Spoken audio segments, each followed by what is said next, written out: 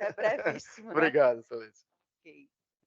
E eu chamo, então, o número 8 da lista das sustentações orais, também um HC, o 062976267, é o número 31 do roteiro, cujo relator é o desembargador Eduardo Escossa Fava, a quem eu passo a palavra nesse momento para a leitura. Desculpe, a doutora Gessiane da Silva Vieira. Boa tarde, doutora Gessiane.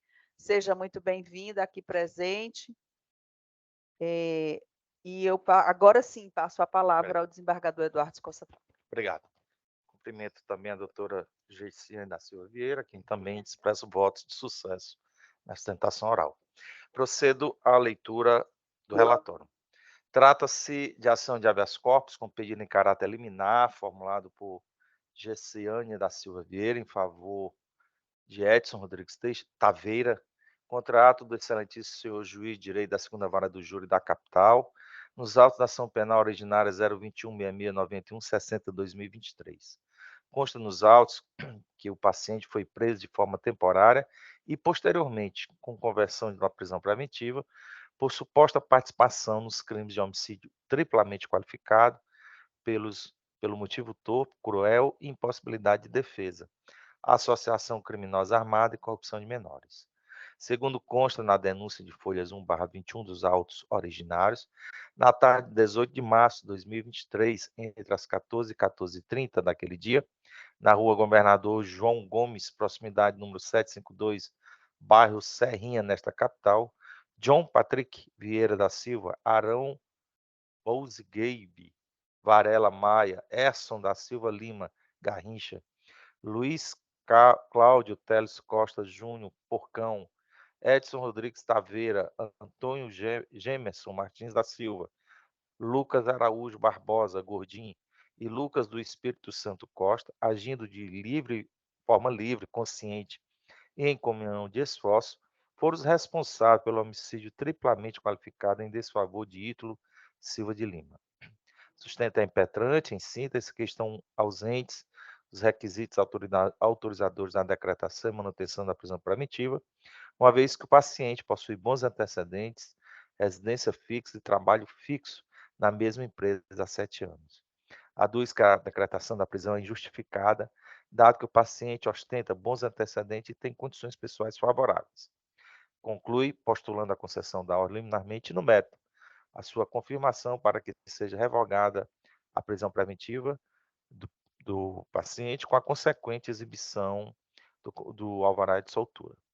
Documentações diversas anexas às folhas 11/40, autos distribuídos por prevenção em relação a habeas corpus número 062, 97, 62, 67, 2023, pleito liminar indeferido, parecer da Procuradoria-Geral de Justiça, manifestando pelo conhecimento e denegação da ordem, as folhas 51/59. É o sucinto relatório, senhora presidente. Obrigada, desembargador Eduardo. E antes de passar a palavra à doutora Gessiane, eu queria anunciar que a desembargadora Ilna pediu para deixar a sessão, tendo em vista que ela nem tem mais nenhum processo, não tem mais nenhum, não vota mais em nenhum deles, e ela precisou se ausentar e pediu a permissão de todos nós, certo? Então, agora sim, doutora Geiciane da Silva Vieira, Vossa Excelência tem a palavra pelo tempo regulamentar de 15 minutos. Obrigada, boa tarde a todos. Saúdo a todos com uma boa tarde. A ilustríssima desembargadora doutora Vanja, a qual tive o enorme prazer, quando eu participei da primeira turma de advogados da ESA, de mediadores e conciliadores, de conhecê-la. Foi um enorme prazer e foi de grande aprendizado, tem sido até hoje. Saúdo também aos demais desembargadores e serventuários da Justiça, aos colegas advogados que estão aqui presentes. É um prazer estar aqui pela primeira vez fazendo a sustentação diante dos desembargadores. E nesse momento eu vou fazer uma breve análise dos fatos com relação ao senhor Edson, que é o paciente da qual foi feita a impetração do habeas corpus. Como o senhor bem relatou, todos os fatos que ocorreram do homicídio, e houve um pedido de prisão temporário expedido em favor dele no dia 20, que foi expedido no dia 28 de março, e no dia 29 de março foi efetuado. Ele estava no seu trabalho, ele, como foi informado, ele trabalha, tem um trabalho fixo, e o mandado de prisão foi cumprido, desde dia 29 de março de 2023. E, posteriormente, essa prisão, que era temporária, ela foi convertida em prisão preventiva para todos os demais corréus. Ocorre que foi realizado um pedido de revogação dessa prisão preventiva e a decisão que negou a revogação se baseou única e exclusivamente na gravidade do delito. O que foi demonstrado no meu pedido, foi eu que realizei o pedido, do pedido que não estão presentes os requisitos para a manutenção dessa prisão. Eu vou aqui citar um pequeno trecho da decisão, né? A decisão que denegou a prisão preventiva foi fundamentada de forma genérica, sem explicar o perigo real que o paciente em liberdade traria, né, para o processo, para a instrução processual. Na página 66 da decisão, o juiz coloca: entende-se ainda razoável a manutenção do decreto preventivo, visto que ainda é necessário, não havendo no momento nenhuma medida adequada à segregação. Diante disso, é evidente que em liberdade o acusado pode colocar em risco a ordem pública e a aplicação da lei penal. Porém, excelências, as decisões judiciais como um todo, elas devem obedecer a um critério de fundamentação, é o que diz o artigo 315 do Código de Processo Penal, né? Que o fundamento da garantia da ordem pública é um fundamento genérico, pois o magistrado não apontou qual seria esse o perigo atual, qual seria o perigo que o senhor Edson, em liberdade, traria tanto ao processo. Não tem no processo testemunhas, porque foi um homicídio, houve uma briga de torcida e uma única vítima veio a óbito, e não existem no processo vítimas que poderiam estar tendo essa pressão de quando os réus em liberdade pudessem interferir nessa instrução. Não há que se falar em resguardar a garantia da ordem pública, quando o paciente, no caso do senhor Edson, é primário em todos os termos da lei. Ele nunca sequer respondeu a um ato infracional, nem na adolescência, né, nem ato infracional na adolescência, possui uma residência fixa, trabalha no mesmo local há 7 anos, ele tem uma profissão lícita, ele é vendedor na empresa Bezerra e Oliveira, inclusive nos autos tem declaração da empresa, CTPL, CTPS dele, inclusive necessário destacar que o cumprimento do mandado de prisão foi cumprido na empresa em que ele trabalha, ou seja, em nenhum momento ele se evadiu, em nenhum momento ele ficou foragido, ele continuou com a rotina dele até que o mandado de prisão foi expedido e foi cumprido. É importante frisar isso, que ele é primário, tem bons antecedentes. E assim, diante das situações relatadas, a medida que se impõe, né, que é o objeto desse habeas corpus, é a revogação da prisão preventiva do paciente, porque não estão presentes nenhum requisito legal que foi entendido pela autoridade coatora. Ao se impor o requerente, né, ao paciente, a obrigação de recolher-se à prisão com a condição de ser processado e ter a possibilidade de provar sua inocência, adcorria esta colenda câmara, que é uma pena alta demais a ser paga de forma antecipada por quem é primário, tem bons antecedentes, é trabalhador, possuidor de residência fixa. Ele era uma pessoa que contribuía com a renda familiar de pais idosos, e tudo isso indica que efetivamente se encontram presentes os requisitos legais autorizantes da revogação dessa prisão. Diante do exposto, impetra-se a presente ordem de habeas corpus em favor do paciente, rogando a vossas excelências pela correta adequação à aplicação da lei, com a concessão da ordem de liberdade com ou sem medidas cautelares, conforme seja o entendimento desta colenda Câmara. Pede-se por justiça.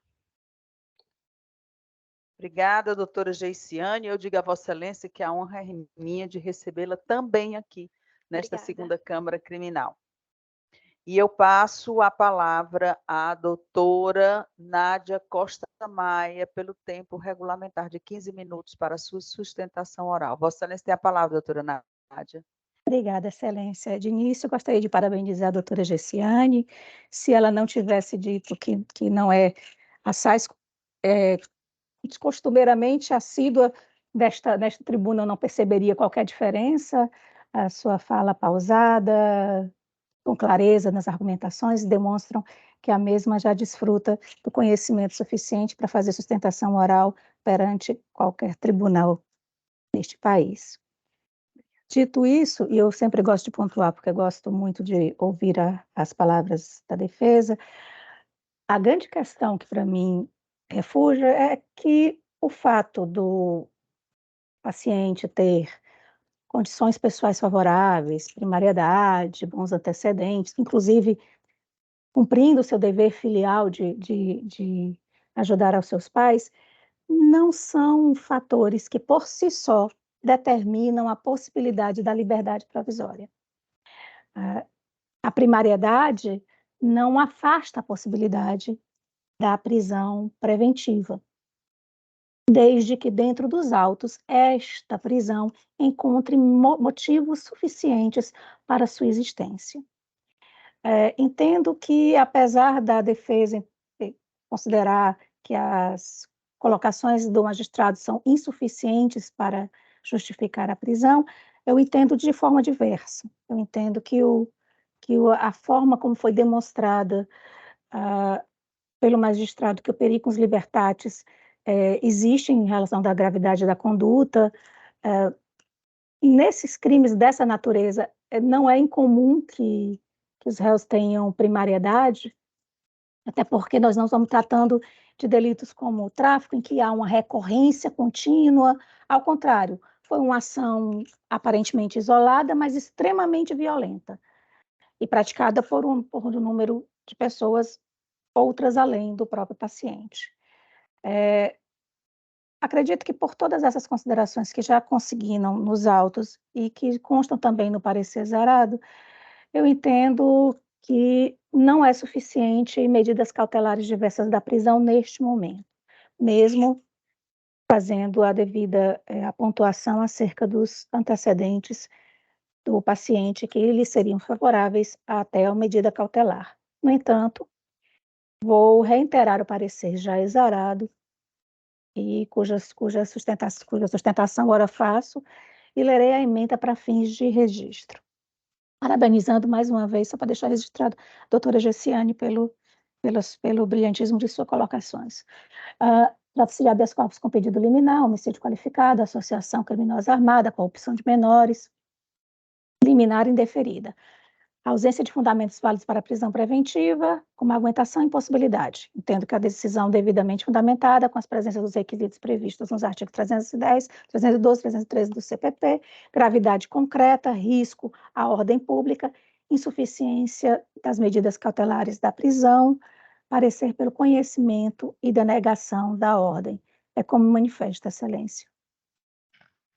Obrigada, doutora Nádia, e eu volto a palavra ao desembargador Eduardo Escossa Fava para a apresentação do seu voto. Obrigado, senhora presidente.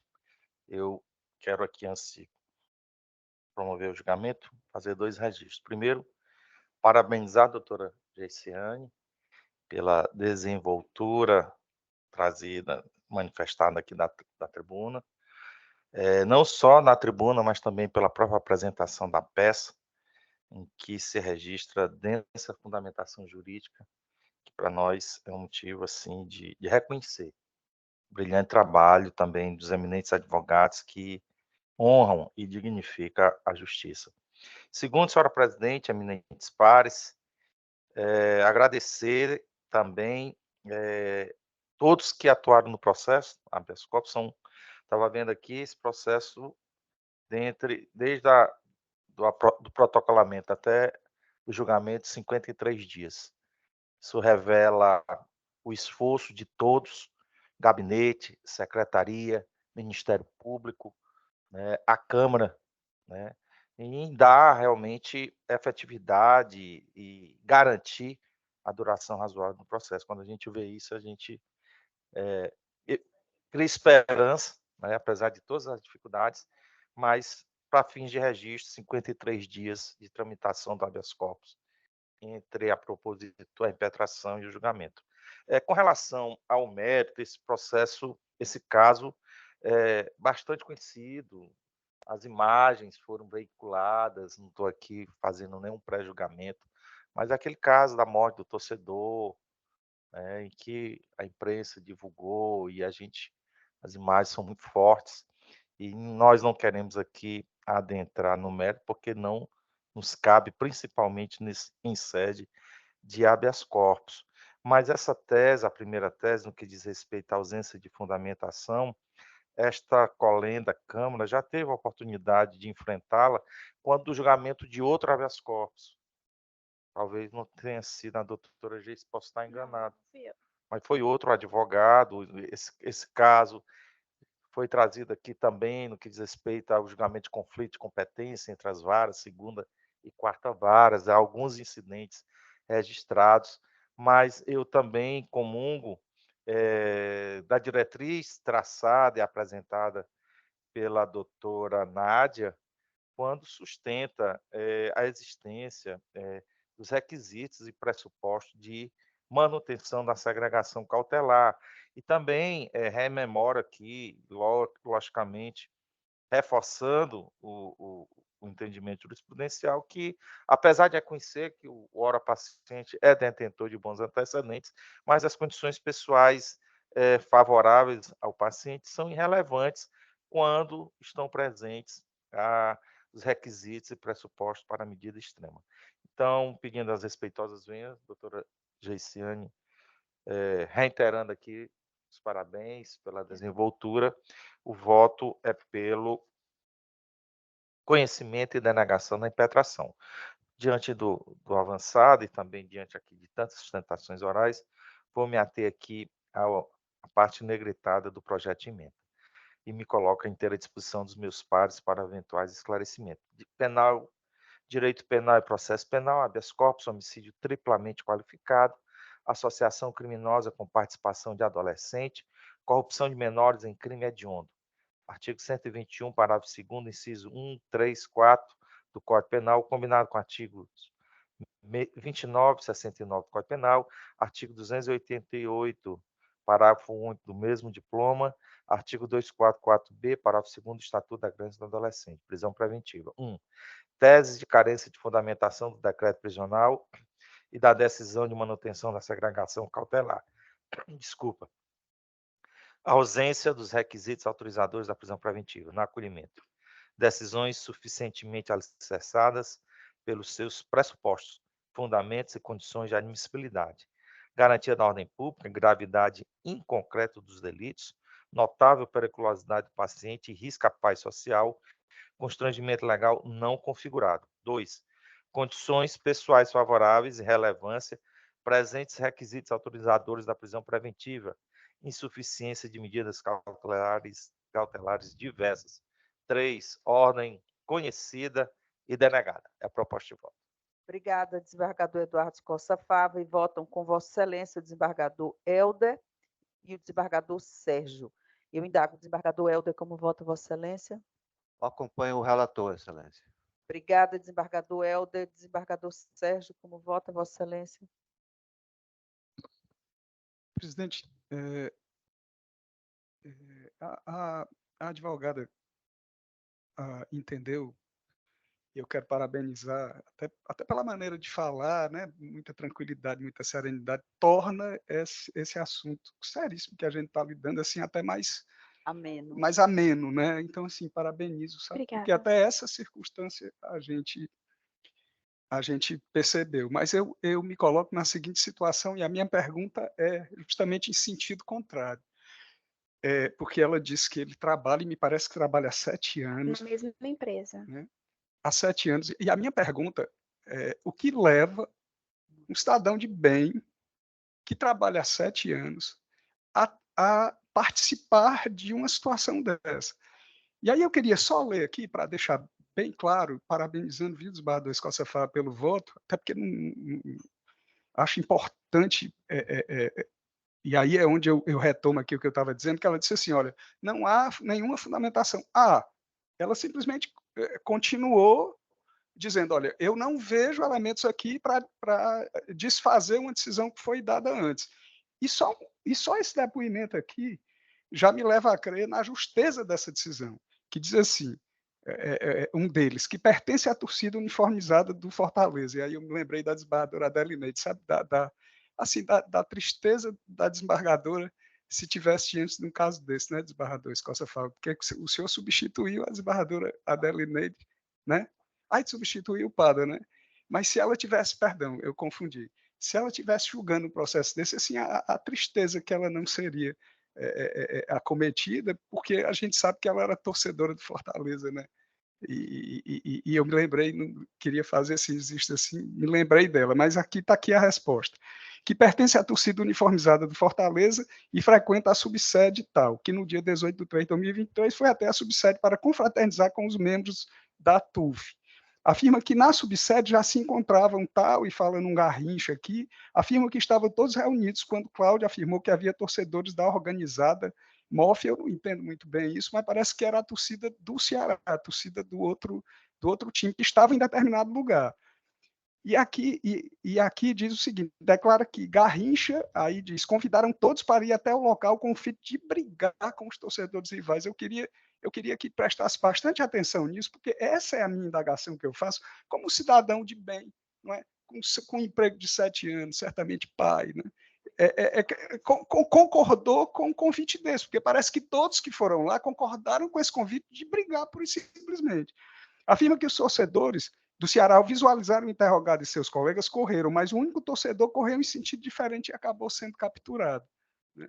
E eu fico pensando assim, se fosse alguém vestido de branco e preto, por exemplo, quer dizer que nós todos vamos ter o maior cuidado agora para a gente não sair de casa com as vestes desse jeito ou daquele outra maneira, porque poderia ter acontecido aqui se algum transeunte passasse aqui vestido de preto e branco. Então, esse que correu o contrário acabou sendo capturado, né? Ele aqui afirma, em seguida todos retornaram para os veículos e seguiram para a subsede. Afirma que durante o trajeto, Garrincha disse, acho que das pauladas que eu dei, o cara não resistiu. Afirma que no momento da briga, Garrincha estava na posse de um bastão de madeira. Então, assim, eu fui dar uma olhada aqui em algum material sobre essa questão de torcida organizada e me deparei aqui com um livro que certamente vou ler. E ele falava numa situação de uma violência prazerosa. Quer dizer, então, para mim está claro, doutora, com todo respeito que tenho, inclusive ao seu constituinte trabalhador, reconheço. Mas por que ele exerceu essa violência prazerosa? Né? Ao que me parece, todos que foram lá foram para exercer essa violência prazerosa, que era brigar, compreendeu? Então, assim, é uma situação absolutamente lamentável. Eu faço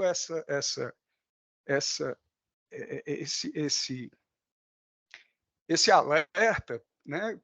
Me lembra até, teve uma declaração do Pelé, certa vez, que ele vendo, inclusive, as crianças, adolescentes, gente que acabava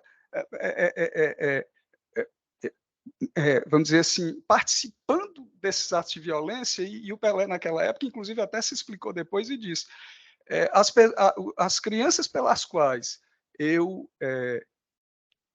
pedi escola e tudo, infelizmente são os adolescentes de hoje, parece que com a situação que houve em 1995, foi o primeiro caso grave, no Pacaembu, se não me lembro, se não me falha a memória. E ele dizia, e hoje eu peço cadeia para, infelizmente tenho que pedir cadeia para esses adolescentes, para essas pessoas que participam disso, né? Quer dizer, foi uma das coisas que o Pelé, reconhecidamente no futebol, se referiu. Então, o perigo do exercício dessa violência prazerosa que se refere o livro que eu vi aqui, é que me preocupa. Então, assim, se houve uma falha, uma desconexão, essa desconexão é perigosíssima para a sociedade, até para os filhos de todos que estão aqui. porque dependendo da roupa que saiam, dependendo da maneira que compreende, eu não estou aqui culpando nem pré-julgando ninguém, mas me parece que esse depoimento que foi dado nos autos nos levam a essa conclusão. Houve a intenção de você... O grupo estava longe, então eu vou até o encontro do grupo para brigar, né? E, infelizmente, aconteceu o que aconteceu. Então, é diante dessa evidência, doutora, e diante desse depoimento que foi citado numa das decisões, que eu não vejo condições, gostaria muito. Ele é pai de família, não é isso? 7 anos de 7 anos de trabalho, jogou tudo fora numa atitude absolutamente equivocada. Então, assim, que isso sirva de reflexão. Parabenizando novamente o relator, eu acompanho o voto. Obrigada, desembargador Sérgio, e eu anuncio a decisão por unanimidade, ordem denegada. Doutora Gessiane, mais uma vez renovo o prazer de ter Vossa Excelência Obrigada, aqui Excelência. e de uma outra vez encontrar-nos nesse mesmo local ou nas salas de mediação. De mediação. Boa tarde. Boa tarde. Eu chamo, então, o número 9. É o último habeas corpus da lista das sustentações orais, o número 7 do roteiro, e o habeas corpus é o 063-167232. O advogado é o doutor Marcelo Gomes Torquato. Boa tarde, doutor Marcelo. Boa tarde, doutora. Boa tarde, doutores. Seja bem-vindo, doutor Marcelo. Doutor Marcelo, eu indago a Vossa Excelência se Vossa Excelência quer mesmo fazer a sustentação oral, porque eu estou concedendo a ordem, mantendo apenas as demais restrições que foram anotadas na decisão do juiz de primeiro grau. Pronto, Excelência. Ora vista, Vossa Excelência está concedendo a ordem, então a defesa técnica não se manifesta em sustentação oral, não. Doutora Nádia, a senhora deseja fazer a sustentação oral?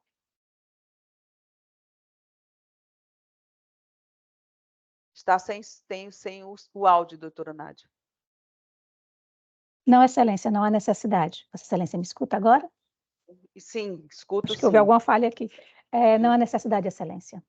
Então, eu vou fazer aqui, tentar ser breve, porque nós já estamos às 17h30 e ainda temos mais 5 sustentações. O caso aqui é bem simples. O juiz, na primeira instância, ele concedeu a medida cautelar diversa da prisão, porque ele próprio diz, na primeira decisão dele, de que ele estava respondendo por 4 ou 5 comarcas, e só ia àquela comarca uma vez por semana. E, por conta disso, houve um atraso no desenvolvimento da instrução, e ele entendeu por bem fazer, então, a concessão das medidas cautelares diversas da prisão. E, de lá para cá, a instrução não evoluiu. É tanto que o advogado ele foi preso no dia 1º de fevereiro de 2021, e a prisão dele foi com a primeira audiência, a instrução teve... Não, desculpem. Ele foi preso no dia 20 de outubro de 2020, e em 26 de outubro a prisão foi convertida em prisão preventiva. E no dia 1º de fevereiro de 2022 foi iniciada a instrução, mas de lá para cá ela não progrediu. De forma que a defesa já é o 3º pedido de habeas corpus. O primeiro foi no dia 24 de fevereiro desse ano, o segundo no dia 26 de abril desse ano, e o último agora no dia 27 de junho de 2023, de forma que a elasticidade temporal está devidamente comprovada e não por responsabilidade da defesa, e aí não há outra forma senão nós votarmos pela concessão da medida, pela retirada do monitoramento, mantendo as demais medidas instituídas no primeiro grau. Então, eu vou ler aqui o caput da proposta de emenda para vossas excelências se manifestarem em seguida. Penal, processo penal, habeas corpus, posse irregular de arma de fogo, tráfico de drogas, associação para o tráfico, crime contra a fauna, pleito de revogação da medida cautelar de monitoramento eletrônico, tese de excesso de prazo na formação da culpa, supressão de instância, constrangimento ilegal, reconhecimento de ofício, demora injustificada para marcação da audiência de instrução, constatada desídia por parte do Estado, paciente há 1 ano e 4 meses, cumprindo medidas cautelares, manutenção das cumprindo medidas cautelares, manutenção das medidas cautelares fundamentada em condenações criminais já prescritas, necessidade de revisão das medidas impostas, habeas corpus parcialmente concedido, conhecido e concedido na extensão cognoscível, é como voto. Votam comigo o desembargador Eduardo Costa Fava e o desembargador Benedito Helder. Desembargador Eduardo Costa Fava, como vota Vossa Acompanho Vossa Excelência, senhora presidente. Obrigada, desembargador Eduardo. Como vota desembargador Benedito Helder? Também acompanho, Vossa Excelência. Obrigada, desembargador Benedito Helder e doutor Marcelo. Até uma próxima vez, se Deus assim o permitir. Obrigado, Excelência. Boa tarde, viu? Boa tarde. Eu chamo, então, o número 10, agora sim, as apelações. A primeira apelação é a 00-101-5416, o número 1 da pauta 26. A relatoria é do desembargador Eduardo Escossa Fava e o advogado é o doutor Dário Amâncio de Assis. Doutor Dário, boa tarde. Boa tarde, Excelência. E eu passo, então, a palavra ao desembargador Eduardo Escossa Fava. Obrigado, senhora presidente. Cumprimento o doutor Dário e consulto Vossa Excelência, bem como a doutora Nádia, se me dispensam da leitura do relatório, uma vez que a peça já se encontra nos autos. Doutor Dário e doutora Nádia. Com certeza, Excelência. O Ministério Público dispensa, Excelência, e pede registro que os demais votos de apelação, o Ministério Público também queda pela mesma forma, dispensa de relatório. Obrigado. Então, senhora presidente, devolvo-lhe a palavra. Obrigada, desembargador Eduardo, e eu passo, então, a palavra ao doutor Dário Amâncio de Assis para a sua sustentação oral pelo tempo regulamentar. Boa tarde a todos, e em nome do desembargador Francisco Eduardo Torquato Escossa Fava, eu cumprimento todos os presentes de forma aí no tribunal, em plenário, e os que estão de forma virtual. E, como foi bem dito, o presente recurso é um recurso de apelação criminal em favor do apenado André Costa Silva, a qual foi sentenciado na segunda vara do júri a uma pena de 13 anos por um crime de tentativa de homicídio e associação criminosa armada. Esse processo ele é oriundo de um desaforamento da comarca de Mombaça, onde no ano de 2010 aconteceram vários crimes, homicídios e tentativas de homicídios, aqui no caso é uma tentativa de homicídio, e com a prisão de duas pessoas, Ari Reis e Giliardi, tem-se por desvendar-se, elucidar-se crimes que estavam com autoria desconhecida. E foram tidos como mandantes desses crimes o Francisco Jairton Teixeira Martins, um irmão dele, o André Costa Silva, que é o orapelante, esses como mandantes. Como intermediários, uma jovem conhecida por Luciana, um morador da cidade de Mombaça chamado Rogelane e um outro que era conhecido por Júnior da Burra. De todos os acusados, o Júnior da Burra foi vítima de homicídio lá em Mombasa e teve a extinção da punibilidade. Ele não participou de nenhuma audiência de instrução. Ele envolveu-se somente no inquérito policial. E este processo foi desaforado, como dito, para a comarca de Fortaleza. E quando do julgamento na quarta vara do júri, foram vários desmembramentos, os acusados Francisco Jairton Teixeira Martins, Luciana, o Rogelane, foram absolvidos. Como disse, Francisco Jairton como mandante, Rogelane e Luciana como intermediários, e os dois apontados como autores materiais, que foram o Ari e o Giliard, foram também absolvidos.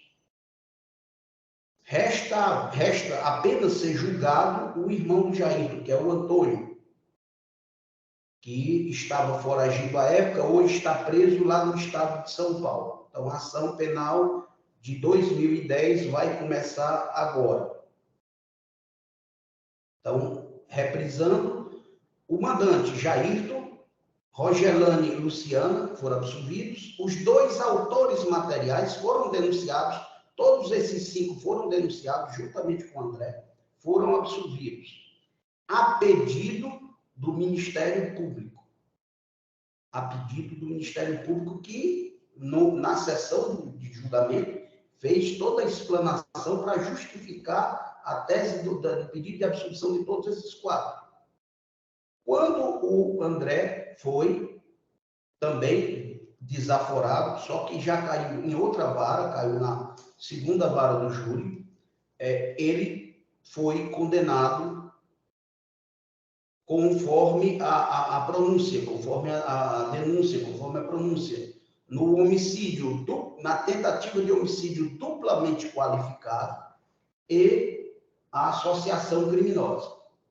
Nós apelamos e, inicialmente, nós pegamos um dos argumentos que foi posto pelo Ministério Público quando da sessão de julgamento, que era a falta da materialidade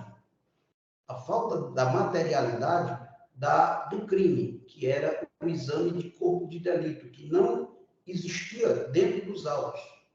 Em nenhum momento a autoridade policial se preocupou em fazer o exame de corpo de delito. Não teve o cuidado de realizar o exame de corpo de delito, nem o indireto, num crime de tamanha repercussão. Até porque, como eu disse, havia mais 3 crimes que estavam sendo investigados envolvendo essas mesmas pessoas. Então, o exame de corpo de delito não foi realizado, direto ou indiretamente. E diz o artigo 158 do Código de Ritos Processuais, quando a infração deixar vestígios, será indispensável o exame de corpo de delito, direto ou indireto, não podendo supri-lo a confissão do acusado. Em virtude disso, nós, nesse primeiro momento, estamos pedindo a nulidade absoluta, porque diz o artigo 564 do Código de Ritos Processuais, a nulidade ocorrerá nos seguintes casos. 3, por falta das formas ou termos seguintes. Letra B, o exame de corpo de delito nos crimes que deixam vestígios, ressalvando o disposto do artigo 167. E o senhor Valdirão, ele foi baleado, ele foi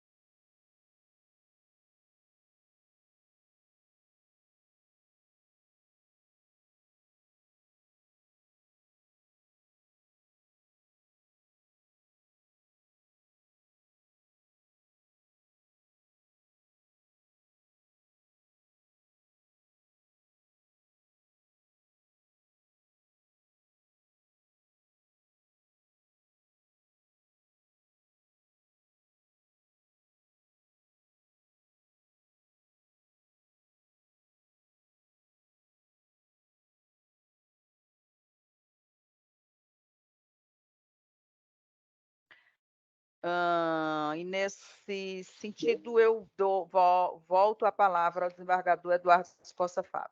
Obrigado, senhor presidente. Reitero meus cumprimentos ao doutor Roberto e consulto, Vossa Excelência, doutor Roberto me dispensa da leitura do relatório, salientando que a doutora Nádia já adiantou que já o fez em relação a todas as apelações constantes da pauta. Com certeza, Excelência, por utilidade e celeridade processual. Pois não. Então, senhora presidente, devolvo-lhe a palavra. Obrigada, desembargador Eduardo Costa Fava, e eu passo a palavra ao doutor Roberto Jonathan Duarte Pereira, pelo tempo regulamentar de 15 minutos. Excelências, doutora Vanja Fontenelle, presidente, é uma enorme satisfação, mais uma vez, retornar à tribuna e poder falar para Vossas Excelências. E eu parto do pressuposto de que gentileza gera gentileza, e eu me sinto na obrigação de retribuir e fazer aqui um relato, um testemunho de todo o sentimento de humanidade e sensibilidade que eu aprendi com Vossas Excelências nesta tarde. Eu acredito que uma das atribuições mais importantes, está lá, na lei orgânica da magistratura, é justamente a prudência, né, a sensatez do magistrado. E eu vi aqui, desde o início da sessão, Vossas Excelências acatando as sugestões do doutor Sérgio, no tocante de desburocratizar ou privilegiar quem aqui está, enfim, ou agilizar os feitos, justamente para tornar mais célere e mais atividade jurisdicional mais eficaz e efetiva. Então, e também com o episódio do advogado que estava com a mãe aí um tanto debilitada, e eu vi que Vossas Excelências realmente se preocuparam, né? O interesse realmente é impulsionar os feitos, mas também o lado humano que não se perde diante de Vossas com esse poder que Vossas Excelências detêm de julgar, mas quebrando-se na prática e de forma efetiva o automatismo, né? Que não estão aqui só julgar por julgar. Às vezes as pessoas que, jurisdicionados ou até colegas, pares advogados, não entendem a ritualística e acreditam que não, é só mais um julgamento, é só uma estatística, é só mais um processo. Mas não. Quando aqui na prática estamos diante de Vossa Excelência, conseguimos trazer essa sensação de que a preocupação é além de números ou de estatística no ato de decidir. Então fica também aqui esse registro por parte deste advogado, um reconhecimento da brilhante atuação de Vossas Excelências nessa tarde. O doutor relator, Vossas Excelências, doutor Eduardo Costa Fava, trata-se de um apelo. Esse caso foi um tanto traumático e um tanto complexo, né? Me lembro que atuei desde o início, desde a fase de investigação, e houve assim uns empecilhos processuais, de remarcações, enfim, de adiamentos da sessão do júri e muita mídia, e realmente atos, né, análogos ou situações que remetam a feminicídios nós devemos realmente combater. E eu digo isso porque, graças a Deus, minha mãe é viva, tenho esposa, tenho irmã e tenho uma filhinha, nasceu agora, tem 2 meses, e realmente a mulher é a razão da humanidade existir. Sem a figura feminina, a humanidade estaria fadada à inexistência. Mas eu trago aqui a situação, esse apelo, ele atinge questões processuais, porque realmente eu não posso aqui me envolver ou me dedicar à análise de mérito, porque eu estaria até agindo ou atuando de forma inapropriada, uma vez que eu sustentei as razões de decote de qualificadora ou de absolvição ou de, enfim, num momento oportuno que foi quando o julgamento de Severo Manuel Dias Neto, perante o Conselho de Sentença da comarca de Juazeiro do Norte. Mas as questões processuais que eu trago no apelo para pedir a anulação ou a cassação do julgamento, ou do veredito, enfim, da condenação, porque, excelências, eu me baseio, inclusive, no manual de gestão que foi lançado pelo CNJ, acredito que em 2020, esse manual de gestão do Tribunal do Júri, ele trouxe balizas, orientações, preceitos, informações justamente para dar um norte, um prumo na atividade do presidente, do juiz-presidente da sessão, notadamente quando da formulação de quesitos. Porque nesse próprio manual de gestão, doutora Aline, diz lá que as maiores causas de interposição de recurso de apelação se dá pelo fato de ter sido a prova contrária à prova dos autos, o julgamento ser contrário à prova dos autos, ou por má formulação de quesitos. Lembro-me bem que eu acredito que nós estávamos ali perto de 2 horas da manhã, 2h30 da manhã, esse julgamento durou quase 24 horas, E nós discutimos no sentido regular da palavra, discutimos com o juiz-presidente qual era a melhor forma de quesitar.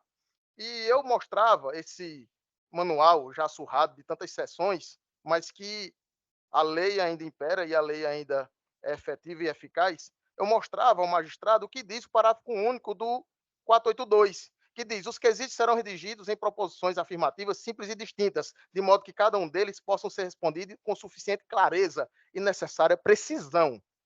Na sua elaboração, o presidente levará em conta os termos da pronúncia ou das decisões posteriores que julgar admissível. Então, nisso aqui, está até assinalado da época, riscado, de excelência, o que vai dar um norte ao senhor é a pronúncia. O senhor tem que se pautar na pronúncia para quesitar. Eu vim preparado para o plenário para atacar termos da acusação que foram esculpidos na decisão de pronúncia. E Vossa Excelência agora inova. Por que eu digo que inova? Porque o magistrado propôs o quesito número 9, levou ao conhecimento dos jurados a seguinte redação. Ele perguntou, ele indagou. O réu, Severo Neto, agiu contra a vítima Rosemary em razão de sua condição do sexo feminino? Esse trecho, excelências, estava esculpido na pronúncia, em razão de sexo feminino. Eu passei 1h30 e depois mais 1 hora, quando teve a tréplica, rebatendo de que o Severo não ceifou a vida da esposa da companheira pelo fato dela ser mulher.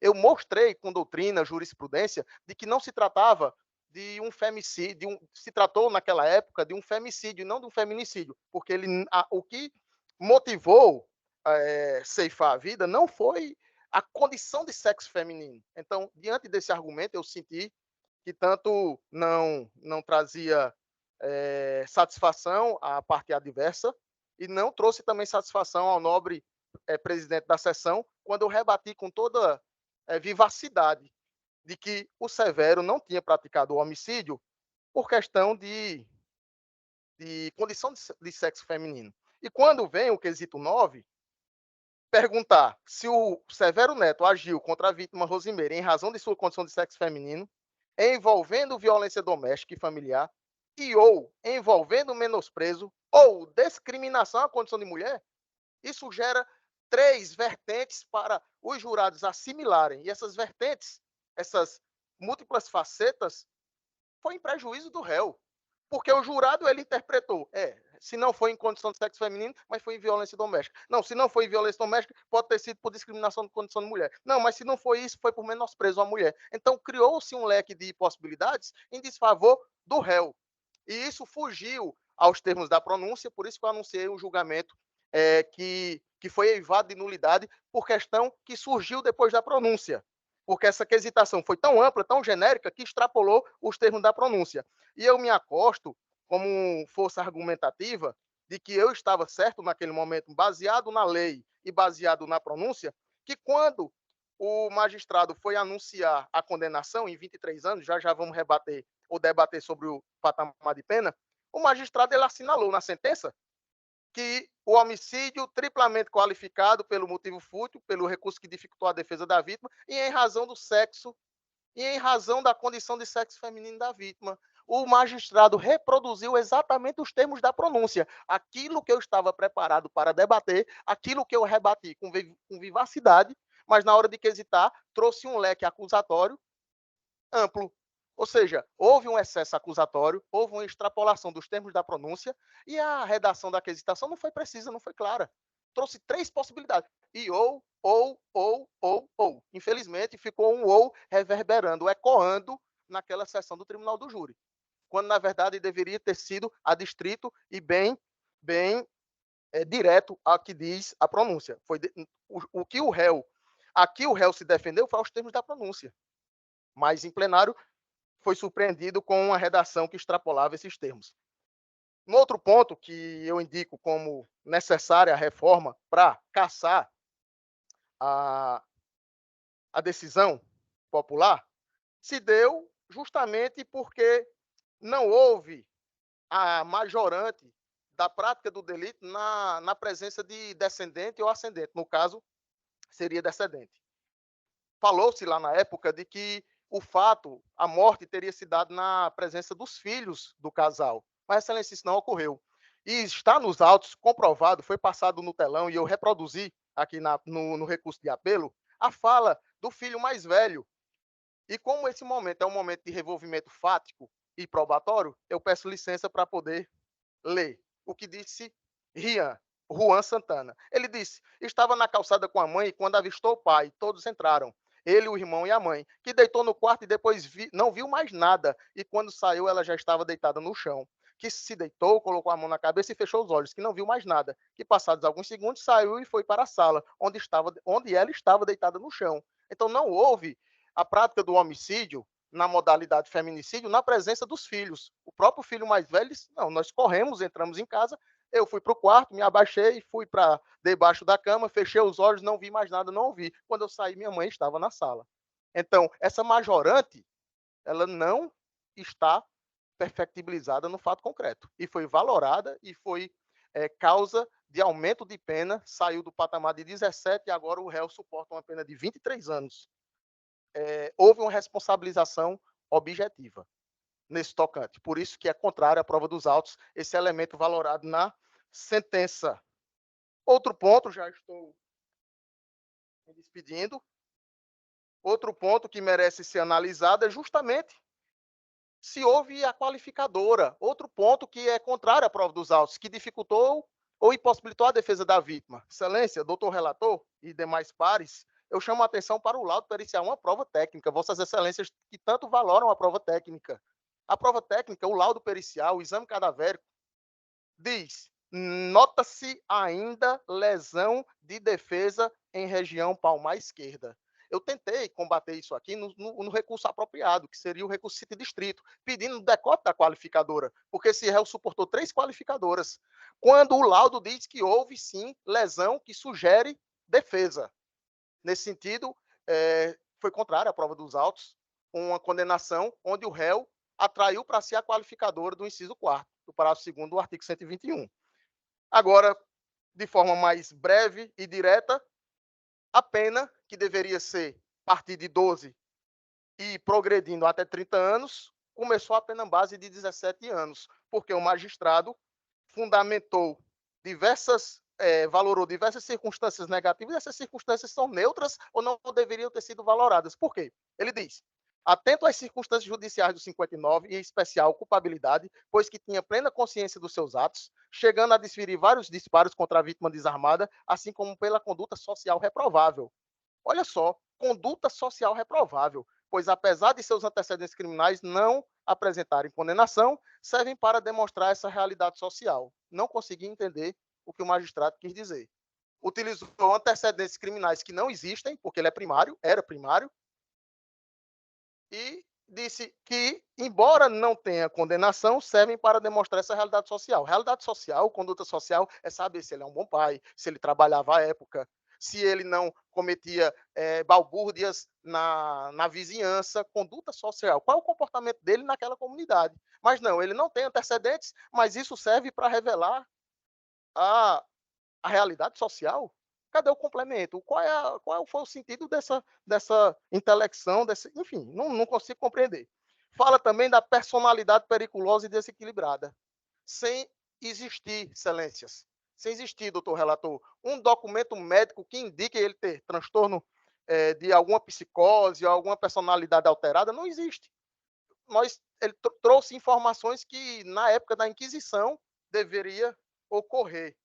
Enfim, a pena base veio com 17 anos, e aí, por conta da majorante que eu já refutei, está uma pena de 23 anos. Então, a defesa se insurge para pedir a anulação pelos 2 motivos, pela contrária, a julgamento contrário à prova dos autos, e também, por fim, caso não seja motivo de cassação, anulação dessa sessão do júri, que haja o redimensionamento dessa pena, porque a pena base fora deslocada de forma injustificada e não há, de forma fundamentada, uma lógica para sair de 12 anos e ir direto para uma pena de 17 anos. A pena base ficou em 17 anos, com as majorantes e qualificadoras passou ao patamar definitivo de 23 anos. É dessa forma que a defesa se insurge e se apresenta diante de Vossa Excelência, mais uma vez agradecendo a atenção, e pede o conhecimento e o provimento do apelo. Muito obrigado.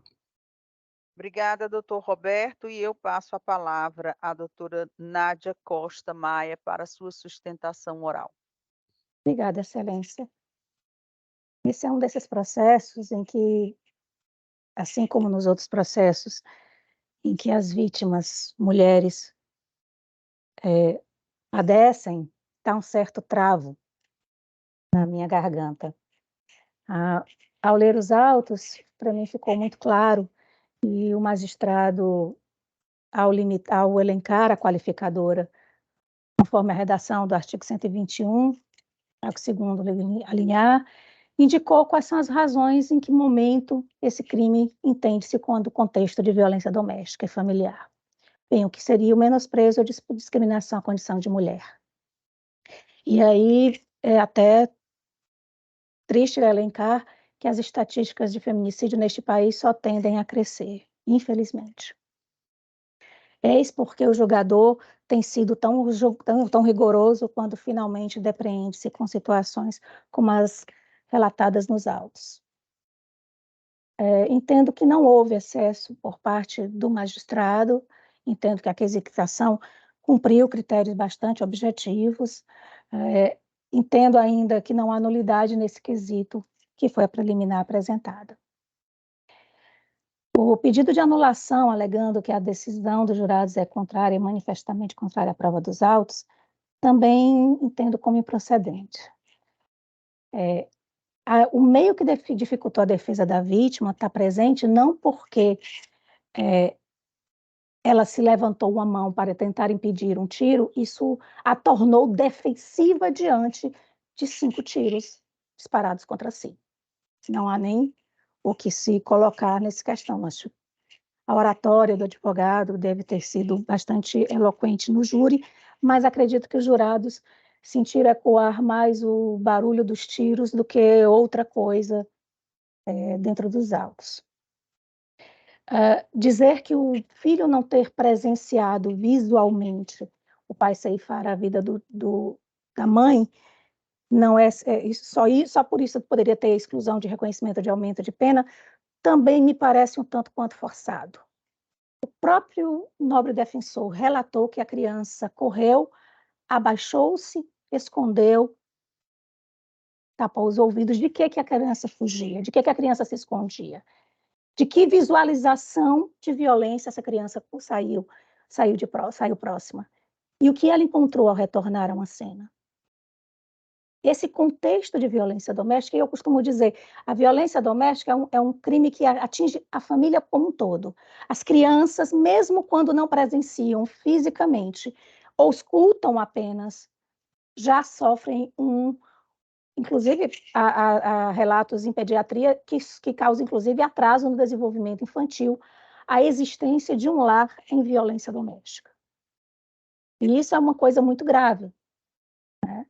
Nós estamos falando de um crime de repercussão não apenas no âmbito familiar, mas social.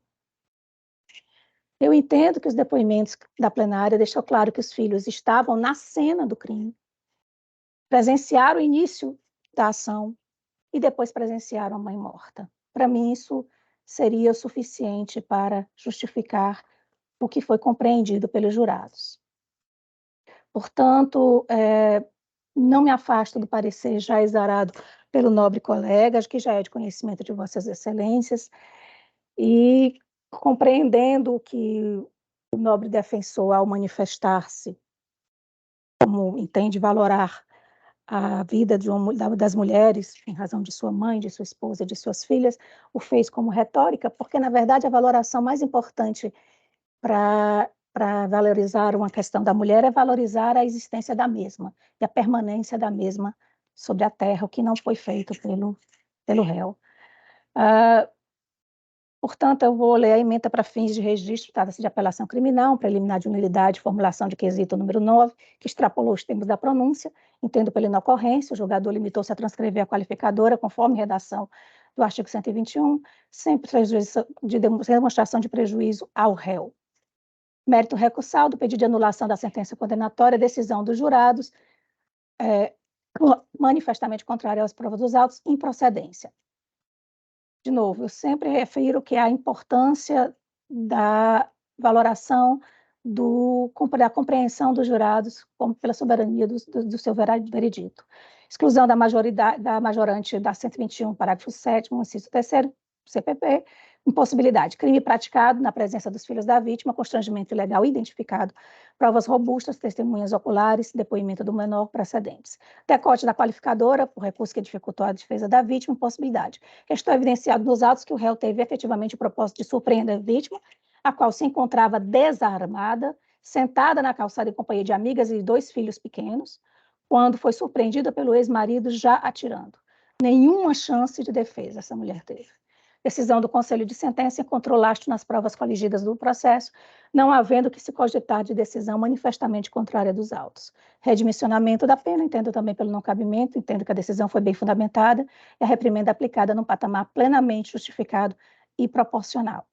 Portanto, excelências de nobre relator, eu entendo pelo conhecimento e pelo desprovimento do recurso. É como manifesto.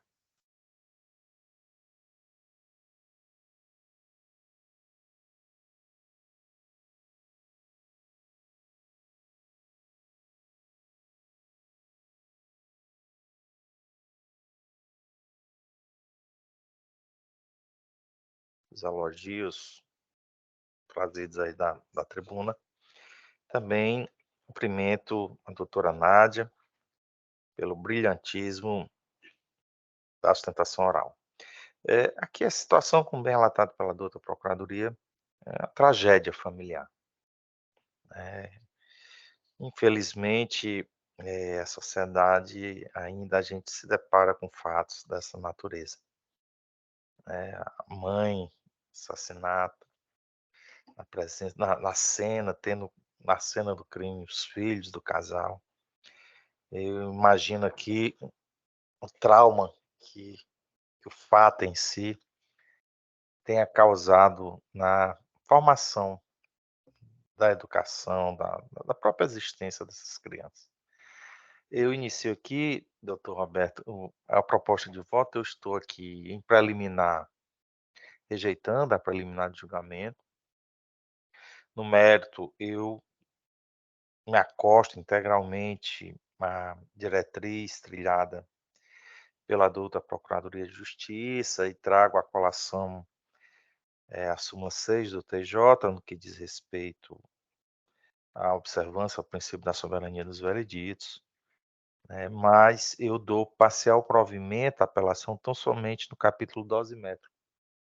Como bem sustentou a defesa, me parece que houve um equívoco por parte do eminente magistrado de primeiro grau quando da elaboração do cálculo dosimétrico, de forma que eu vou ler aqui também o projeto de emenda, é um acordo longo, são 38 laudas, mas já adianto que o recurso é pelo conhecimento e parcial provimento para reduzir a pena de 23 anos para 22 anos. Então, vou aqui à leitura do projeto de emenda. Penal e processo penal, apelação, homicídio qualificado, feminicídio, artigo 121, parágrafo 2º, incisos 2, 4 e 6 do Código Penal Brasileiro, recurso defensivo. 1. Preliminar de nulidade de julgamento por excesso na formulação dos quesitos, não acolhimento, ausência de prejuízo para a defesa, princípio do padre nullité sangria. 2. Mérito, pleito de anulação do julgamento do júri, alegação de decisão manifestamente contrária à prova dos autos, inocorrência, versão acolhida pelos jurados, respaldada pelo acervo probatório, retirada das qualificadoras, impossibilidade, caracterização presente nos autos, princípio da soberania dos veredictos, súmula 6 do TJCE, e rigidez do veredito do júri. 3. Pedido de reforma da dosimetria na primeira fase para aplicação da pena base em seu mínimo legal.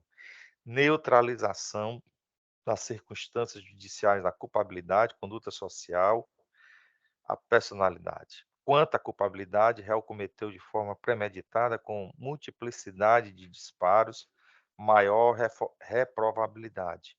Fundamento idôneo, a conduta social não for devidamente justificada, e aqui eu acolho os argumentos da defesa, motivo pelo qual devidamente neutralizada. Já a personalidade do agente manteve-se de forma negativa, uma vez que o crime se deu em contexto de descumprimento de medidas protetivas. Aqui é um fato bem relevante a justificar o aumento, o estabelecimento da pena acima do mínimo legal. Fundamentação idônea, readequação da pena definitiva. Então, nessa ordem de ideias, eminentes pares, senhora presidente, recurso conhecido e parcialmente provido para reduzir a pena definitiva a 22 anos de reclusão. É a proposta de voto. Obrigada, desembargador Eduardo Costa Fava, desembargador Helder, desembargador Sérgio, votam com Vossa Excelência. Desembargador Helder, como vota? Excelência, considerando que esse caso já foi exaustivamente debatido e me acostando aqui ao judicioso voto do desembargador Costa Fava e também as lúcidas ponderações da ilustre representante do Ministério Público, eu não tenho outra alternativa a não ser me acostar integralmente ao voto do eminente relator. Obrigada, desembargador Helder. Desembargador Sérgio, como vota Vossa Excelência? Também me acosto, presidente. Acho que não vejo motivo algum para anular. Acho que o desembargador colocou muito bem, os menores, tudo se iniciou na presença dos menores, e é irrelevante que ele estivesse em outro cômodo, até porque ela sequer conseguiu fechar a porta, que ele atirou num ferrolho, houve uma situação assim. Então é óbvio que os menores participaram. Louvo a tentativa do advogado de tentar defender seu cliente nesse aspecto, mas eu realmente vou me acostar integralmente ao voto do relator. Obrigada, desembargador Sérgio. Eu anuncio a decisão por unanimidade. Recurso conhecido e parcialmente provido. Doutor Roberto, agora sim, se Deus quiser, até uma próxima vez. Até que agora eu volto para o Cariri. Satisfação, doutores. Até logo. Bom retorno. Obrigado. Dê um abraço lá no Padre Cícero. Obrigado, Excelência. Agora eu chamo o número 12 da lista das sustentações orais, é o 6798-2018, número 10 da pauta 30, de minha relatoria, e o advogado é o doutor Antônio Sérgio Pedrosa Bezerra. Boa tarde, boa noite, não é já? Doutor Antônio Sérgio. Boa noite, doutor. Já. Eu indago a Vossa Excelência, já tenho a resposta do Ministério Público, se Vossa Excelência me dispensa da leitura do relatório, uma vez que a peça já está publicada nos autos. Dispenso sim, até pela questão de cansaço, né? Desde as 2 horas que vocês estão aí, dispenso sim. Então, eu passo a palavra a Vossa Excelência para a sua sustentação oral pelo tempo regulamentar de 15 minutos. Certo. Excelente senhora desembargadora Vângela Fontenelle Pontes, relatora dessa ação penal, satisfação estar aqui perante essa colenda Câmara. Revisor o desembargador Francisco Eduardo, meus cumprimentos, desembargador Benedito Helder e demais desembargadores presentes, tanto de forma presencial como de forma virtual, representante do Ministério Público, meus cumprimentos. Quer dizer que eu fui assessor do Ministério Público por 3 anos, né? Foi um local onde eu obtive um grande aprendizado. Atuei nas comarcas como assessor de Dr. Hermes Gonçalves Santos, nas comarcas de Cedro, Iguatu, Icó. Então, o Ministério Público esteve presente na minha formação jurídica. Eu vou fazer só como não houve dispensa de relatório, só uma menção ao que trata, né? Trata de um processo criminal que o Ministério Público moveu contra a hora apelante. Ela foi denunciada pelo crime de tráfico de drogas e o crime ambiental de manter em cativeiro pássaro sem permissão, né? Em relação ao crime crime ambiental, ela foi declarada extinta a punibilidade, né, em virtude da prescrição. Em relação ao tráfico de drogas, ela foi condenada a uma pena de 5 anos. Certo?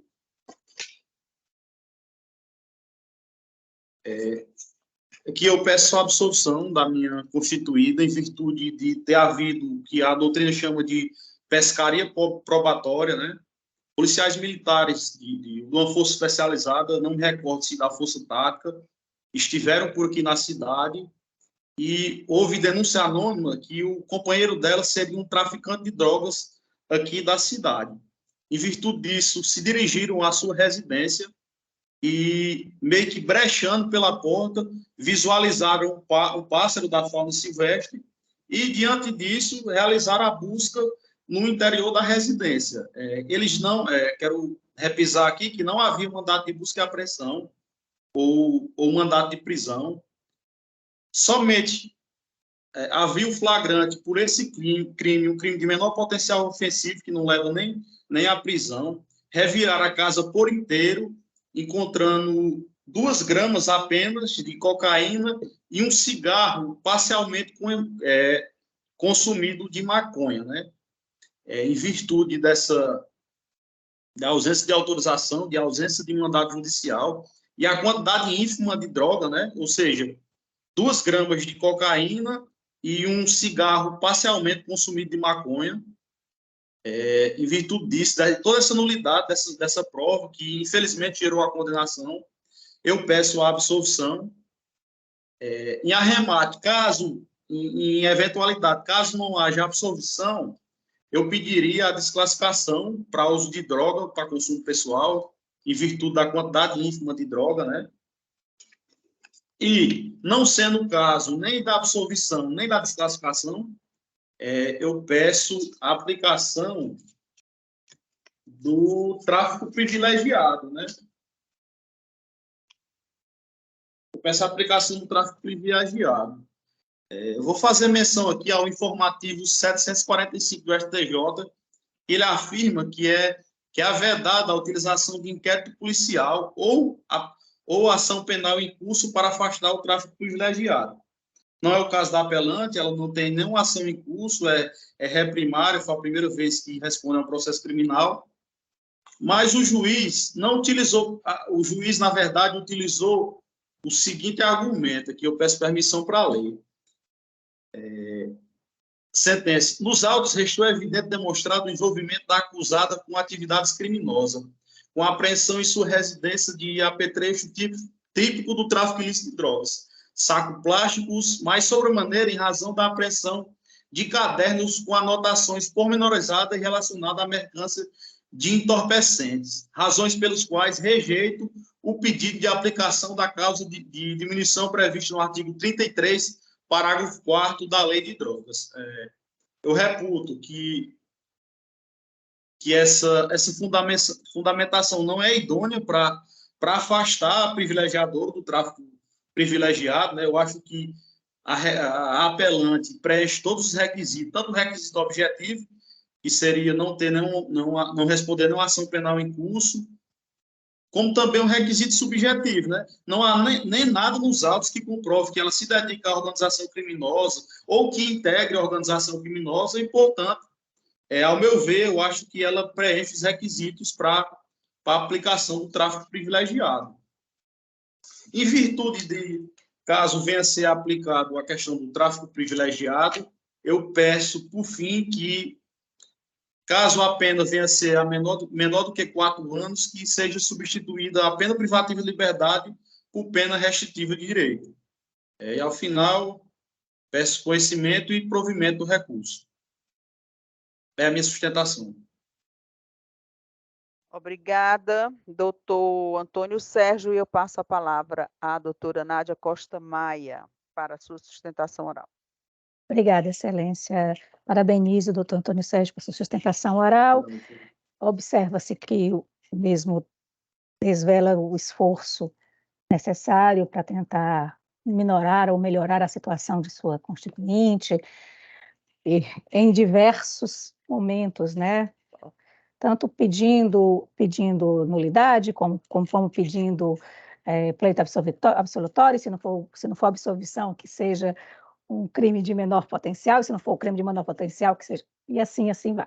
Mas eu vou Não vou me afastar do parecer exarado nos autos, e do qual já é de conhecimento da defesa e de vossas excelências, e, para não alongar muito, lerei a ementa para fins de registro do mesmo, dizendo que tenho a compreensão, doutor Antônio Sérgio, de que não é só a quantidade de entorpecente que demonstra a prática ou não do tráfico ou em detrimento do reconhecimento de uso.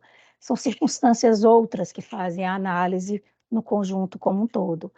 Então, não é o fato de ter sido apreendido naquele momento uma quantidade não vultosa de entorpecentes, até porque, não digo que seja o caso concreto, mas por muitas vezes é conhecido que existe uma dispensa em diversos locais da droga, dificilmente se coloca toda. Há muito tempo que eu não se vê numa apreensão doméstica uma quantidade vultosa de drogas. Há sempre uma quantidade menor, e muitas vezes consigo ou em algum lugar guardado na casa, ou que no caso teria sido apresentado pela própria apelante. Mas não é a quantidade, para mim, é as circunstâncias de do que os autos revelam acerca da existência ou não do tipo delitivo. Portanto, trata-se de apelação criminal, tráfico de droga, preliminar de ilicitude da prova, alegação de infringência à violabilidade do domicílio. Essa tem sido a manifestação contínua do Ministério Público, eu não vou me alongar muito, mas crimes de natureza permanente, elide-se qualquer discussão sobre legalidade da busca domiciliar sem autorização judicial, crime permanente, direito fundamental que não se apresta ao anteparo de práticas criminosas, legalidade do ingresso domiciliar, precedentes do STF e do STJ pela rejeição da mesma. No mérito, pleito absolutório fundado na ausência de provas suficientes para condenação e pela ínfima quantidade de droga apreendida, um pleito subsidiário de desclassificação também do crime de tráfico para o de posse de consumo pessoal. Entendo que a autoria e materialidade do crime foram comprovadas, provas testemunhais, demais provas que apontam a recorrente como autora delitiva, credibilidade dos depoimentos dos policiais, precedentes, inviabilidade. E o pedido de incidência da minorante do tráfico privilegiado, entendo que as circunstâncias do flagrante indicavam dedicação à atividade criminosa e, portanto, o afastamento colocado pela magistrada faz sentido. Portanto, parecer a excelência pela rejeição da preliminar e no mérito pelo conhecimento e provimento da apelação, com a devida vênia, que apesar da eloquência do nobre advogado, eu me quedo no parecer já existente nos autos. É como manifesta, excelência. Obrigada, doutora Nádia, e eu também cumprimento o doutor Antônio Sérgio Pedrosa Bezerra pela sua sustentação oral, ao mesmo tempo faço esse mesmo elogio à doutora Nádia, que eu já conheço há bastante tempo, para mim não é nenhuma surpresa o desempenho, a desenvoltura e o conhecimento da doutora Nádia, o que só enobrece e engrandece o Ministério Público. Bom, o fato é o seguinte, a polícia tinha informações de que um indivíduo cujo apelido é Zói ou Zoim estaria traficando drogas no endereço lá no município de Catarina, e o endereço está nos autos. E a polícia seguiu em Campana, seguiu as investigações dirigidas para esse suposto traficante.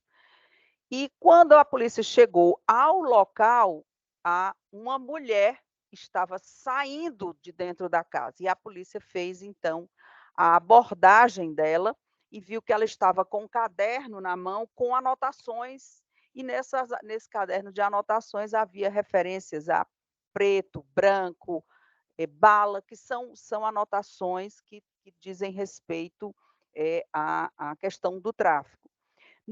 Na porta do imóvel, os policiais avistaram dentro do imóvel um pássaro silvestre.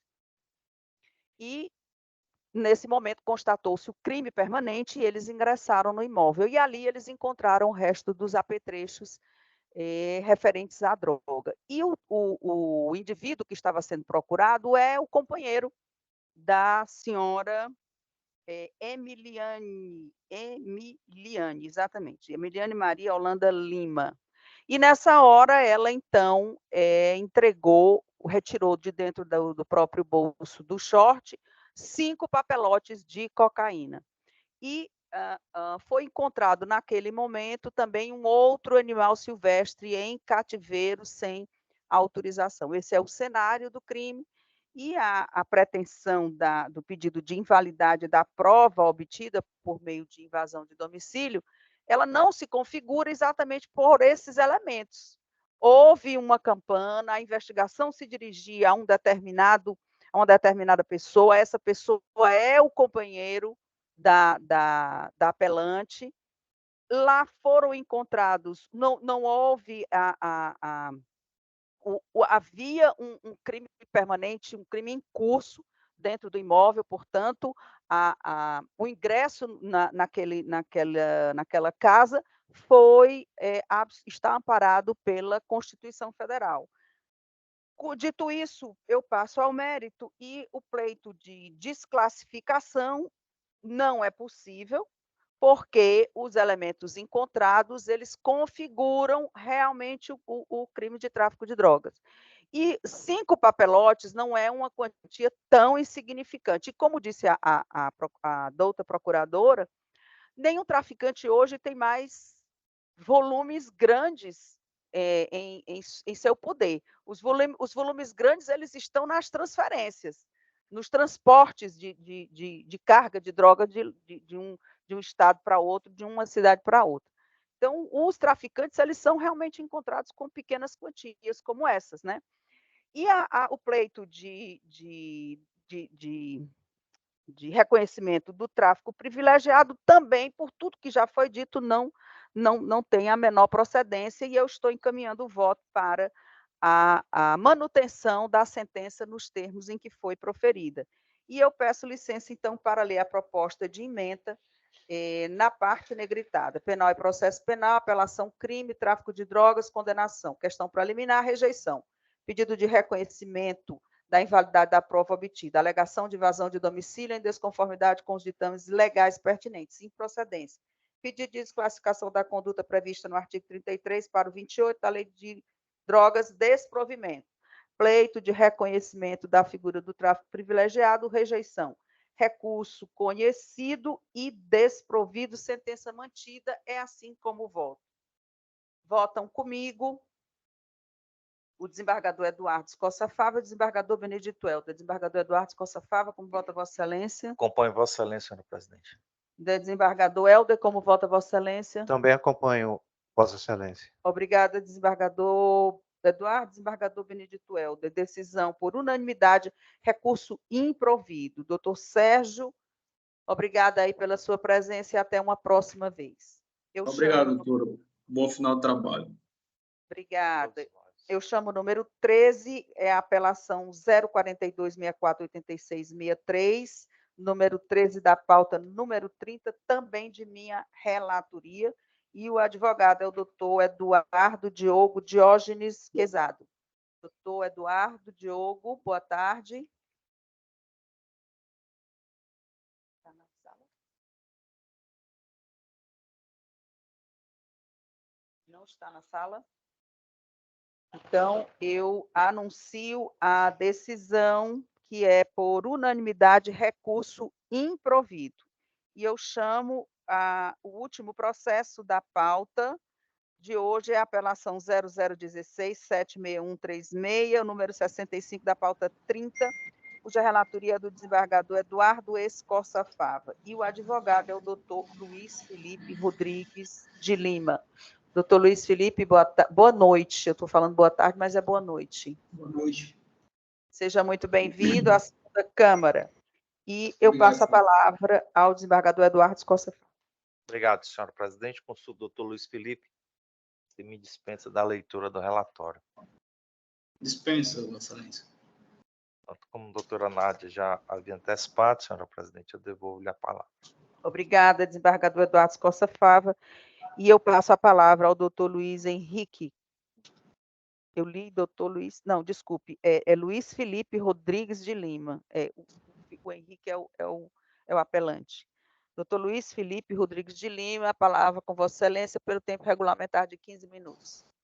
Obrigado, Excelência. Inicialmente, eu gostaria de cumprimentar o nobre presidente desta Câmara Criminal pelo exitoso trabalho desempenhado. Cumprimento também o desembargador relator desse feito, Francisco Eduardo Torquato Escossa Fava, e de igual forma também cumprimento aos demais iminentes julgadores, componentes tanto dessa turma julgadora, quanto também os componentes dessa Egregia Câmara Criminal. Aqui registro as minhas saudações. Quero também aqui estender as minhas saudações à nobre Procuradoria de Justiça, bem como aos nobres colegas advogados que aqui ainda estão presentes. Registro minhas saudações. Excelência, o que se devolve ao Egrégio Tribunal é uma matéria que é vinculada num recurso de apelação, o qual busca inicialmente a anulação ou a reforma da sentença proclamada no plenário do Tribunal do Júri. Excelências, até pelo decurso de tempo, eu tentarei ser breve aqui nas minhas ponderações, mas eu vejo aqui a necessidade de tentar trazer aqui à baila o contexto fático desse caso. O réu ele foi denunciado e processado supostamente por ter incorrido no delito de homicídio qualificado por motivo fútil, mediante recurso que dificultou ou impossibilitou a defesa da vítima, conforme é possível se inferir dos autos processuais. O acusado, no dia 25 de maio de 2018, por volta das 18 horas e 30 minutos, teria ceifado a vida de João Carlos Ribeiro de Brito, utilizando-se de um revólver calibre 38.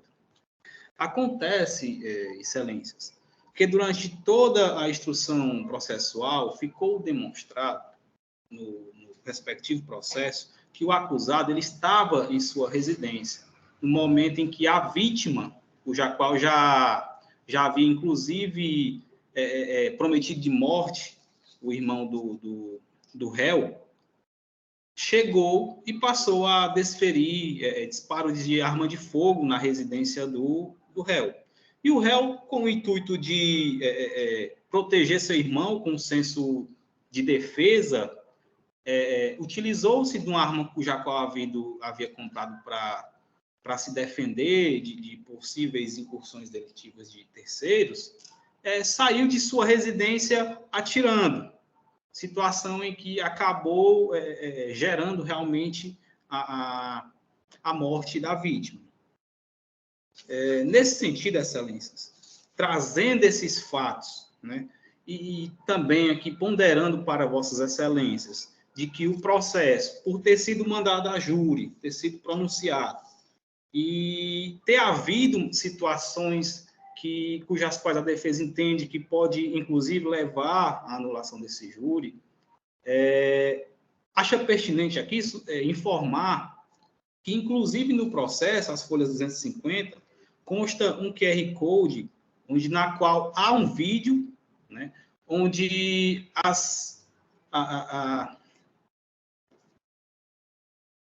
cuja qual há um vídeo, excelências, onde os jurados mantiveram-se comunicáveis durante a sessão em plenário. Inclusive, mesmo contendo uma certidão judicial no respectivo processo, informando que o oficial de justiça estava presente, não há como ponderar que o mesmo agiu dentro do contexto fático do artigo 466 do Código de Processo Penal, de forma a manter os jurados incomunicáveis. Nesse sentido, excelência, a defesa ela requer que seja anulado o júri para que o réu seja submetido novamente ao novo plenário, na forma do artigo 564, inciso 3, a linha J. Eu pondero aqui, excelências, que não foi constado no termo do plenário a informação de que os jurados tinham se comunicado durante a sessão, porque esse vídeo nos chegou após, quando já tinha sido proclamada a decisão. Razão pela qual não foi constado no termo da sessão do plenário. No outro ponto, excelências, até para me aproximar aqui da finalização da sustentação, a gente busca também a reforma aqui na aplicação da pena, tendo em vista que a defesa acredita que foi um tanto quanto desproporcional. Peço licença aqui para ler um trecho aqui da sentença em que o magistrado passou a dosimetria da pena, aduzindo na forma do artigo 59 e 68 do Código de Processo Penal, na qual afirmou que era reconhecido duas qualificadoras, que seria o motivo fútil e a dificuldade ou impossibilidade de defesa da vítima, e declarou que utilizaria uma única qualificadora para valorar a questão do homicídio qualificado, e que a outra qualificadora ela seria utilizada para como agravante. Um fato que chamou a atenção da defesa, excelências, foi de que o próprio magistrado, na análise das circunstâncias judicial, disse o seguinte: tenho que a culpabilidade é normal ao tipo penal. Já em segundo ponto, disse o seguinte: o réu não possui condenações anteriores. Após isso, ainda relatou o seguinte: conduta social negativa, tendo em vista a diversidade de atos ilícitos já praticados pelo acusado. E nesse ponto, excelência, tendo em vista que houve o fato da ponderação negativa da conduta social do acusado sido relevante para aumentar a pena base, a defesa ela se insurge contra isso porque ela influi para esse aumento indevido de pena. E a utilização de inquéritos ou de ações penais em curso, entende-se aqui que é uma circunstância que acaba ferindo aqui o princípio da presunção de inocência, motivo pelo qual deve haver o decote dessa circunstância judicial para haver o redimensionamento da pena. No outro ponto também, excelência, há de mencionar que o réu não possuía condenação, e mesmo assim foi utilizado como agravante a reincidência, mesmo tendo ele confessado a prática do delito. E nessas circunstâncias, excelência, e conforme já ponderado também nas razões recursais escritas, não vejo mais trechos a serem ponderados, até porque acredito eu que já tenha sido proposto para vocês, já tenham sido exposto para vossas excelências deliberar quanto às razões escritas. E assim eu encerro aqui a presente sustentação e não faço sem antes agradecer pela oportunidade de falar nesse colegiado cearense. Muito obrigado a todos. Obrigada, doutor Luiz Felipe, e eu passo a palavra à doutora Nádia Costa Maia para a sua sustentação oral. Obrigada, excelência. Tentarei ser objetivo. Consta entre as alegações da defesa de que teria havido quebra da incomunicabilidade entre os jurados e teria sido juntado uma mídia, foi juntado uma mídia. Entretanto, eu pondero que o que consta na mídia não pode, por si só, ser prova cabal de quebra de incomunicabilidade, inclusive porque consta uma certidão que diz o oposto, e uma certidão por oficial de justiça com palavra de fé. Não se tem certeza, somente pelas imagens em que essas juradas supostamente conversam, se isso ocorreu durante o julgamento, no intervalo, em que momento e o que seria o teor dessa suposta conversa. Portanto, eu entendo que mesmo que o conhecimento desse vídeo só venha ter ocorrido depois e, portanto, não foi suscitado durante o julgamento, nem consta na ata esse pedido de nulidade, não tendo sido arguído a tempo, de acordo com o artigo 571, eu entendo que mesmo assim, mesmo existindo essa mídia, não há uma comprovação suficiente, cabal, inexequível, sem nenhuma dúvida de que houve essa quebra do princípio da incomunicabilidade entre os membros do Conselho de Sentença. Entendo também que a eloquência acusatória, que também é uma colocação ponderada pela defesa, porque o nobre representante do Ministério Público teria sido bastante enfático, relatando casos ao explicar as circunstâncias do processo, eu entendo que, por mais que a defesa entenda que isso tenha distorcido a imagem do acusado perante os jurados, eu entendo que não é desta forma que é lido. Essa eloquência acusatória só seria perniciosa se o magistrado assim tivesse utilizado na pronúncia de modo a influenciar os ânimos, ou que mesmo o Ministério Público tivesse dado fatos fora do contexto real do mundo. Não há também, de novo, nenhuma comprovação de que tenha havido excesso de linguagem pelo magistrado ou mesmo pelo membro do Ministério Público e que tenha havido qualquer quebra pelo bem da verdade. Portanto, em relação aos méritos da defesa, de que se o juiz teria, o juiz ou o Ministério Público teria se excedido em relação à sua linguagem, também reputo não comprovado.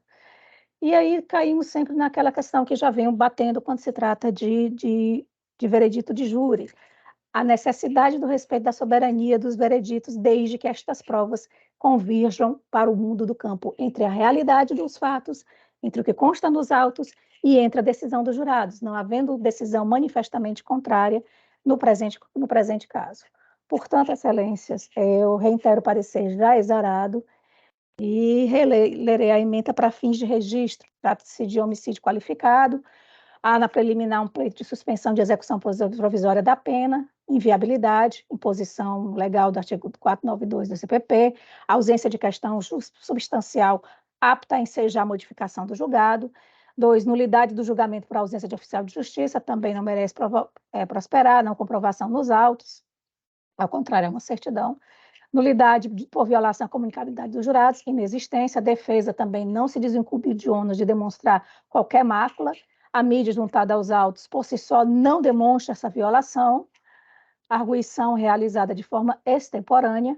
Nulidade do julgamento por eloquência acusatória, impossibilidade, não comprovação. No mérito, há um pleito também de redimensionamento da pena, considero incabível. Acho que a fundamentação foi idônea para a exasperação da pena base, fixação proporcional da pena intermediária definitiva, em julgamento contrário à prova dos autos, improcedência. Houve um embate de teses e a liberdade do Conselho de Sentença pelo princípio da soberania dos vereditos. Portanto, excelências, pelo conhecimento e improvimento do recurso de apelação, novamente parabenizando o nobre advogado. Obrigada, doutora Nádia. E então, eu devolvo a palavra ao relator desembargador Eduardo Escorça Fago. Obrigado, senhora presidente. Reitero meus cumprimentos, especialmente ao doutor Luiz Felipe Rodrigues. Vou ao projeto de ementa. A apelação, artigo 121, parágrafo 2º, incisos 2 e 4 do CPB, condenação ao cumprimento de 17 anos de reclusão, regime inicialmente fechado, recurso da defesa. 1. Nulidades na sessão plenária, desprovimento, questões não suscitadas oportunamente, não comprovado efetivo prejuízo, em aspas. A alegação e a demonstração de prejuízo são condições necessárias ao reconhecimento de nulidades, sejam elas absolutas ou relativas, pois não se decreta nulidade processual por mera presunção. Aqui HC 107, 769, Paraná, relatora ministra Carmen Lúcia, primeira turma. DJE 2811/2011. Incidência na espécie do princípio par de nullité sangrier. STF HC 165395, Paraná. Relator ministra Rosa Weber, julgado no dia 22/3/2021, primeira turma. 2. Nulidade da decisão proferida de forma manifestamente contrária à prova dos autos, não acolhimento, ausência de manifesta prova a demandar sua anulação, soberania dos veredictos. 3. Redução da pena, acolhimento por razão diversa, afastamento de ilegalidade, reincidência não configurada. 4. Correlação do tipo penal, porque condenado, comprovada a motivação torpe do crime, já na narrativa inicial, mera correção da capitulação, adequação caso concreto. Então, senhora presidente, recurso conhecido e parcialmente provido, mediante redução da pena, correção por ato de ofício do tipo penal. É a proposta de voto. Obrigada, desembargador Eduardo Escorça Fago. Votam com Vossa Excelência, desembargador Helder e desembargador Sérgio. Desembargador Helder, como vota? Acompanho o relator, excelência. Desembargador Sérgio? Da mesma forma, presidente, acompanho o relator. E eu anuncio a decisão por unanimidade, recurso parcialmente provido. E assim vencemos a nossa pauta. Agradeço aí o doutor Luiz Felipe. Até uma próxima vez. Muito obrigado, Boa excelências. noite. Só agradecer pela oportunidade e desejo uma exitosa noite para vossas excelências. Até a próxima. Obrigada para o senhor também, doutor Luiz. E hoje foram julgados 151 processos. Nossa produção está animada. Graças a Deus. Bom, nós temos aqui, o desembargador Sérgio me mandou aqui um WhatsApp com uma lembrança muito feliz, né?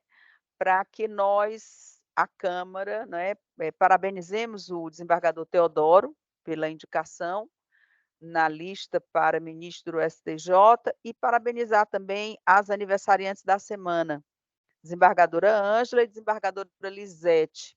Assim também os votos de parabéns, de louvor ao desembargador Paulo Ayrton, que numa solenidade agora à tarde, né, foi inaugurado a fotografia lá na galeria da Corregedoria e que nós, infelizmente, não pudemos comparecer porque estamos aqui, né? Lamentamos muito, mas infelizmente não era possível. Então, se todos concordarem, de acordo, mandaremos. Então, encerrada aí a nossa pauta, mais uma vez, com o número de processos significativos, antes de declarar encerrada, eu agradeço, renovo os agradecimentos aos servidores, aos agentes de segurança, aos desembargadores que todos estão aqui, ao pessoal do serviço que está aqui com muita presteza, oferecendo cafezinho, água e nos alimentando com o pão material. Um abraço à doutora Nádia, ao doutor Leonardo, aos advogados presentes e declaro encerrada a presente sessão e até quarta-feira, se Deus assim o permitir. Boa noite. Obrigada, Excelência. Até a próxima. Boa noite. Obrigado, Excelência. Encerrada a gravação.